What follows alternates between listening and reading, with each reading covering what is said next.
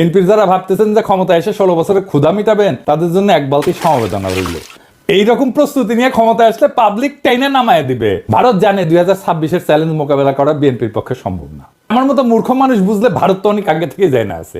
যখন বিএনপি দেশের অর্থনীতি নিয়ে ঝামেলায় পড়বে, তখনই শুরু হবে বিক্ষোভ আন্দোলন। এই আন্দোলন হবে একেবারে তৃণমূল থেকে। মানুষ খাইতে পারবে না তো, চাকরি থাকবে না তো, মানুষ দলে দলে রাস্তায় নেমে আসবে তো। লগি বৈঠা নিয়ে আওয়ামী লীগ কি তাণ্ডব করেছিল মনে আছে না?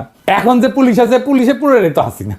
পুলিশ চুপ করে দাঁড়িয়ে থাকবে। 1/11-এর টাইমে যেমন আসিল, ছাত্রলীগ যুবলীগ গর্ত থেকে উঠায় আন্দোলনে জয়েন দেবে।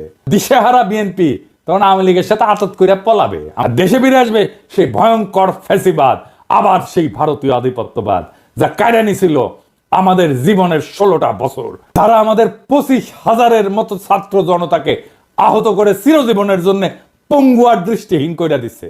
সেই আবু সাইদ, মুগ্ধ, ওয়াসিমদের রক্ত শুকানোর আগেই যেই দল নির্বাচন করে মুখে ফেনা তুলে ফেলাইতেছে, তারা আর যাই হোক দায়িত্ব নিতে পারবে না। কারণ বিএনপির কাছে নির্বাচন হইতেছে হরলিক্স, এমনি এমনি খায়।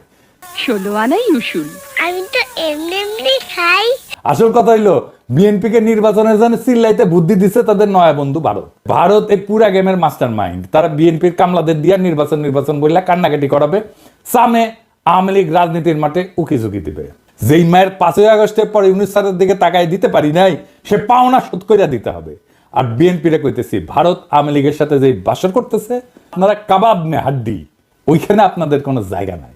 মজা শেষে ফেলায় দেবে কন্ডমের মতো।